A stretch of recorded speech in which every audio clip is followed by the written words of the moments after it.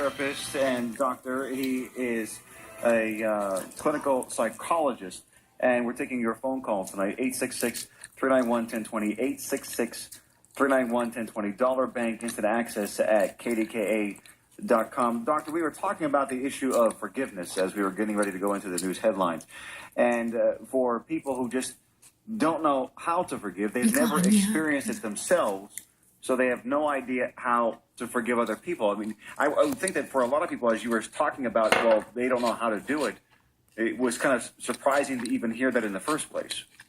Yeah. There are a lot of things that people struggle with on a daily basis. It would be surprising to hear. And the only problem is that, a lot of times it explodes out into innocent people's lives, like, we've seen in Connecticut and in Aurora, Colorado. And people just tend to have a way of stewing with these things and learning to live with them, sort of the grin and bear it. And Robert, with all due respect to, our gender, men are the most guilty when it comes to internalizing emotions, internalizing their feelings, not expressing how they feel.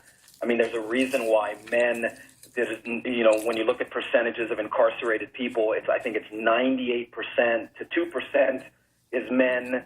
Men are the ones doing the majority of the violent acts. Men are the ones doing the majority. And a lot of it has to do with just not dealing with what's inside of them. Now, are you suggesting that if we were to get in contact more with our feminine side and talk about this as much as, because women, I was really surprised when I first learned this years ago, that women feel so much better about whatever it is that they're going through if they just talk about it. Not necessarily solve the problem, just be able to express themselves and where they are and how they're thinking, and they do that to somebody who has a loving, caring ear that is paying attention to them and is sympathetic to where they happen to be.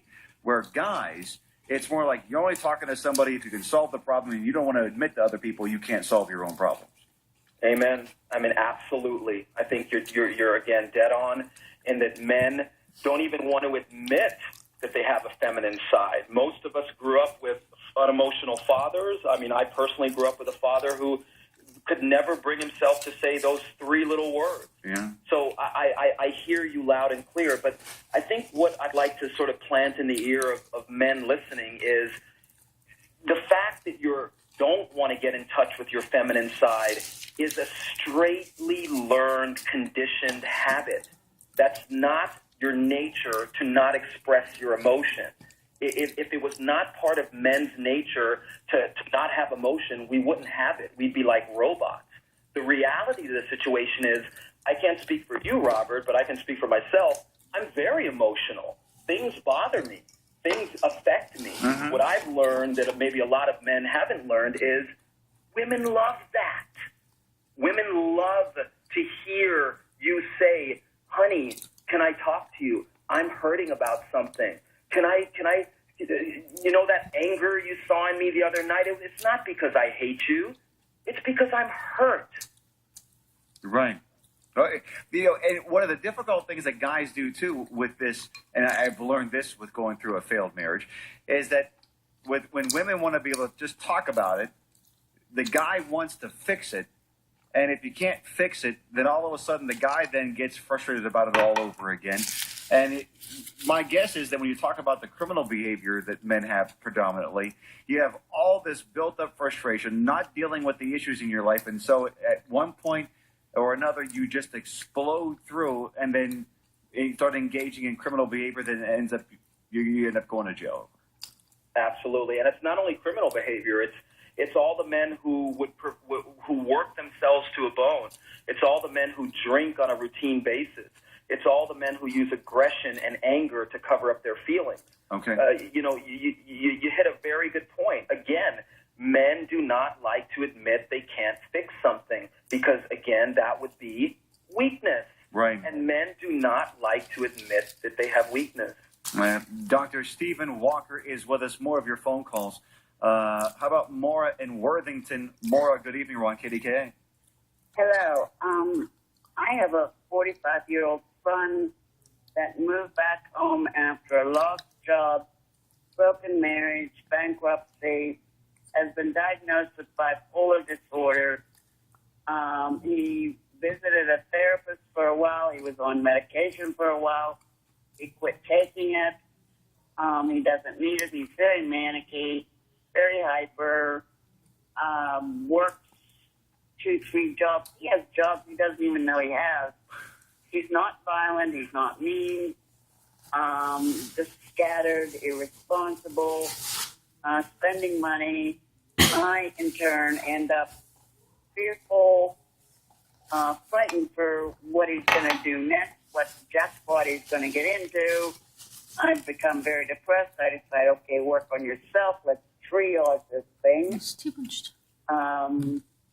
And try to go get some help get some guidance. Oh, who do I talk to? Where do I go? And unfortunately, my insurance won't cover anything. And the free clinic is weeks, if not months, looked at. Now, any direction, guidance. Doctor? How do I deal with this Okay. Sure. situation? Sure, Maura. Thanks for calling. And before I answer that question, I just need to quickly just make a quick disclaimer that what I'm doing tonight isn't therapy, and I don't want anyone to think it's therapy. It's more like I'm just fielding questions and answering, giving some advice on where to go. So I just need to get that out. But Maura, this is what I'll say to you. You know, you're hitting on an issue that hundreds of thousands of families in this country are dealing with: the lack of parity with insurance companies and insurance companies not covering mental illness the same way. But that's another conversation. This is what I'll say to you, Maura. The only thing you can really do for your son at this point is work on how this is affecting you, because you are not going to be able to cure him. You are not going to be able to heal him. That is something he's going to have to seek out. But if you're, like you said before, you're starting to feel depressed, it's starting to affect you, you don't know where to go, my, again, advice to you would be open the phone book, start calling counselors, psychologists, tell them your situation, ask them if they have a sliding scale, meaning that if they can get you in at a reduced rate, tell them your situation. I give close to 50% of my practice is either sliding scale or severely reduced fees. And any mental health practitioner out there listening to this who is more focused on money over helping somebody like Maura needs to take a hard look at themselves, because we are in a position. Here's the situation for you. I haven't been able to locate anyone in my area that I can get to. I was, however, selected for the depression study at Pitt. I had 6 interviews. Everybody's all excited. You're just what we're looking for. And then they found out that I would, they took all the intake. I talked to the psychiatrist, I talked to the psychologist, I talked to social workers. Everybody's all really cranked about this is going to make a good case study. They found out I was outside of the 10-mile radius and therefore didn't qualify. I got kicked out of the depression study. That's depressing. Maura, I'll change my address, okay? Give me a Mount Etna address already. Maura, I wish we were able to help you with that. Please take the advice of Dr. Walker, which is call around and eventually, once again, would you give that advice to her again when it comes to seeking out those services and potentially at reduced rates? Sure, Maura. Just pick up the phone book in your area. I don't know if you have internet access, but do a Google search and just start calling people and see if they can get you in, and ask them, do you have a sliding scale fee? All right. Let's go to Sandra South Hills. Good evening, Sandra. You're on KDKA. Hi, Mr. Mangino. Hi, Sandra. Hi, Sandra. Dr. Walker. How are you? I'm good, very good. This is so very helpful. Great. As someone who is a mental health professional and someone who has had mental illness for the past 40 years, I'm retired. I still volunteer on a regular basis.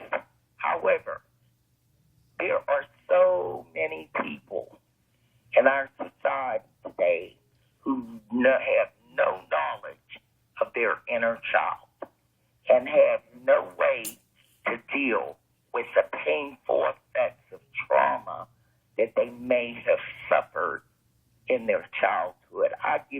kudos, Doctor and Mr. Mangina, for having the show, because three things you touched down on that I totally agree with and support your every word. The stigma, the pain, and the need to have the validation of a listening ear.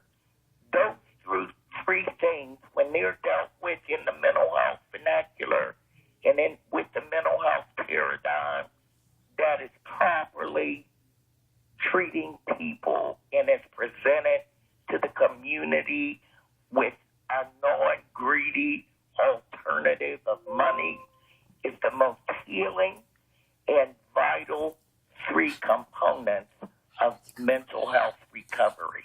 God bless you. Keep up the good work. Thank you, Sandra. Thank you, Sandra, and thank you for being aware of it. But if I could address something real quick, Please. That the previous caller talked about these depression studies, people need to be very careful about getting involved. And I know I'm going out on a limb here and talking about these depression studies that they see in newspapers, magazines, advertised on TV. What they're doing is they're testing new forms of psychotropic medication on people, and they need to be aware of what their aftercare plan is. What happens to me after the study? Or are you going to continue giving me medication? Are you going to hook me up with a psychiatrist or a psychologist to help me deal with the effects of this medication? So that's all I want to say. Please be aware that you're you're in a scientific study to study the effects of a new form of pharmaceutical interventions for your mental illness. Yeah, and we were talking earlier this hour, about the whole issue of pharmaceuticals. And I don't know, what is your view on therapies non-pharmaceutical? My guess is, as a psychologist, you don't prescribe medicines in the first place, so it's all about, to the extent that you can, helping people get through their issues without relying on pills. Right, and you touched on and I'll try to do the quick Reader's Digest, because you and I could do a show about this all night, but the pharmaceutical company and the medical field has basically made mental illness into a physical disease. They've adopted a medical model for mental illness. That, Robert, is a hotly debated topic. There is no evidence to suggest that all mental illness has a physical medical beginning. In fact, the reality is most mental illness begins in some form of traumatic event, some sort of intense emotional experience that causes an individual to have sustained negative affect, negative emotion, which then begins to alter the way their synapses and their neurotransmitters operate in their brain. So my answer to your question is absolutely. I think pills and medicalized model of mental illness has gotten way out of control.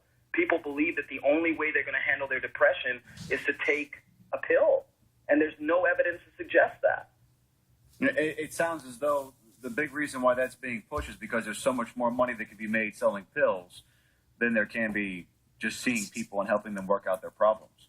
And besides, if you never solve their problems, then they'll be on those pills for the rest of whatever. I mean, I realize that's somewhat cynical, but Well, it's cynical, and I don't mean to interrupt you, but I'm glad you said that, and I didn't. But you're, again, dead on.